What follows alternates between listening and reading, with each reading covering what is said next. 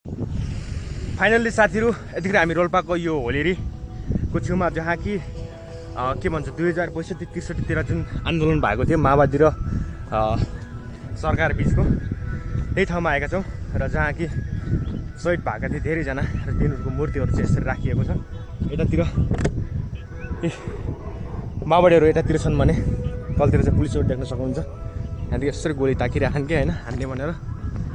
यस्तो छ माहौल रियल नै जस्तो लाग्छ कि यसो हेर्दाखेरि। सो यतातिर यस्तो छ।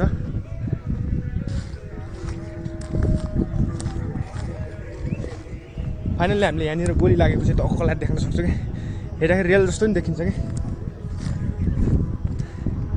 ल माओवादीहरू चाहिँ यहाँदेखि यसरी चाहिँ यहाँदेखि आक्रमण गरिरहेको थियो भने तलनिर चाहिँ आर्मी पुलिसहरू यसरी त्यहाँनिर थिए।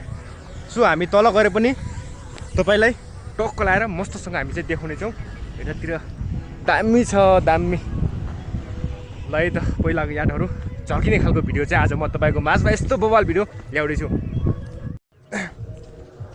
सो यहाँ चाहिँ जहाँ कि रोल्पा जहाँ कि युद्ध हुँदै थियो माओवादीले चाहिँ जहाँ कि पुलिस आर्मीको चाहिँ कब्जा गरेको थियो त्यही ठाउँमा चाहिँ हामी आइपुग्यौँ र माथिबाट चाहिँ जहाँ माओवादीले हान्न चाहिँ सुरु गर्दैछन् यतातिर पुलिसहरू पनि तयारी अवस्थामा बसिरहेको तपाईँले पट्टसेरमा भिडियो देख्न सक्नुहुन्छ।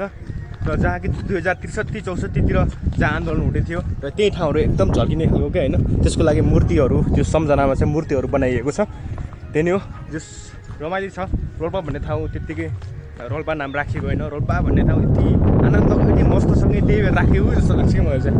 यतातिर त्यस्तो चाहिँ यता यो होलेरी बजार भयो क्या अरे। अनि यहाँनिर यो एउटा सानो छ यतातिर अनि हामी चाहिँ यतातिर यसो घुमिरहेछौँ र एकदम दामी छ है। तपाईँ यो भिडियो कहाँदेखि हेर्दै हुनुहुन्छ यसो लाइक कमेन्ट सेयर सब्सक्राइब हान्नु पऱ्यो।